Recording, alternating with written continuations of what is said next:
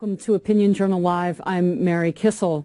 The world is a dangerous place, and there are lots of questions about how a second-term Obama administration is handling eruptions in Africa, in Syria, in Iran. But we're going to start first with Syria. We've got Foundation for the Defense of Democracy's Vice President of Research, Jonathan Schanzer, joining me now to talk about the latest headline out of yesterday's Senate testimony. Jonathan, the White House says that it did not arm the rebels in Syria against the wishes of the CIA Defense Department. But is that really the full story? Well, it appears to be the story that, that President Obama has gone against his top advisors, with the exception of Susan Rice, who all wish to arm the rebels in some shape or form. This is, I think, the extension of a broader policy of just simply not wanting to get to know who the rebels are, who the ones we can trust, holding them at arm's length, and all the while allowing 65,000 people to be mowed down by the Assad regime. But, Jonathan, is it really correct to say that we're not arming the rebels if we're training fighters and potentially getting them arms through some of our allies in the region? Is that the full story?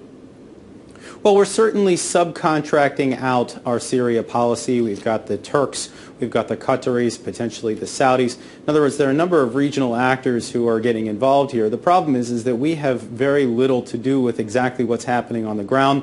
We cannot put some of these fail-safes in place to make sure that we don't have blowback along the lines of what happened in Afghanistan in the 1980s. In other words, we've seen this movie before. We know how it ends. We allowed the Saudis and the Pakistanis to get involved with the Mujahideen problem against the Soviets in the 1980s, and look where that landed us. Okay, Jonathan, but in Syria, it sounds like another leading from behind effort. Why would the president be unwilling to put his fingerprints on helping freedom fighters? You know, I have to tell you, I still don't understand exactly what the hesitancy is all about. If you look at what we've done in other countries around the Middle East, particularly look at what happened in Libya, our fingerprints were all over that. There was a broad NATO effort, and the United States was part of it, and we ensured that that the Libyan military was not able to bomb the opposition. In fact, when you heard what President Obama's reasoning was for getting involved, he said he was trying to prevent a massacre in Benghazi. Well, you know, almost 2 years later in Syria, we've got massacres over and over and over again. Again, 65,000 people killed. I can't imagine what has been holding the president back, but according to these reports, it was basically just him and Susan Rice, who were the lone holdouts here, that ultimately decided this policy of inaction in Syria. And I wonder what Valerie Jarrett had to say about that, too, although we may never know. I want to go to Libya now, Jonathan. We had testimony yesterday from Defense Secretary Panetta, General Martin Dempsey, talking about the 9/11 debacle, 4 Americans killed. They said they only spoke with the president once. What do you make of that? Well, I mean, we continue to hear about how there was not enough response coming from the highest echelons of the U.S. government.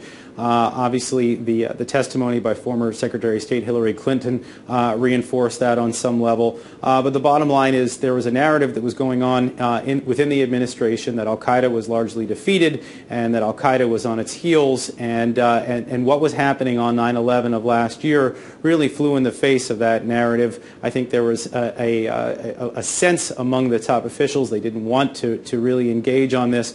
What exactly happened on that day, how much the top officials were involved, I'm not sure we'll know, but of course the reports that we're getting are extremely troubling. Jonathan, does this paint a picture of a president who's just not interested in foreign policy? His top advisors don't know to call him to keep him updated on what's going on in an attack on our people in Libya. He doesn't want to get involved in the dirt of in the arming of the Syrian rebels. He wants to talk to Iran. What's going on? You know, I have to tell you, Mary, I'm not sure I understand exactly what our foreign policy is at this time. You know, you look at what's happened in the Arab Spring. We let some of our top allies go. It's not to say that they weren't dictators. Certainly Hosni Mubarak and Ben Ali were dictators, but they were friends of the United States. Even Muammar Gaddafi, wacky as he was, had largely been neutered. We had no reason to jettison these guys unnecessarily. Again, it's not to say that their people in these countries weren't upset with them, but so while we're doing that, we're also allowing our avowed enemies, Syria, for example, a state state sponsor of terror since 1983. We're allowing Assad to stay in power. We have no policy of toppling him. You look at what happened in Iran during the Green Revolution. We stayed out of the Green Revolution entirely rather than looking for ways to topple Iran, which is driving forward towards a nuclear weapon. We have a very opaque foreign policy right now under this president, and make no mistake about it, the president drives foreign policy. It is the president's prerogative. This president has not made himself very clear. Our allies and our enemies are keenly aware of it. A very opaque foreign policy under this president. Foundation for the Defense of Democracies.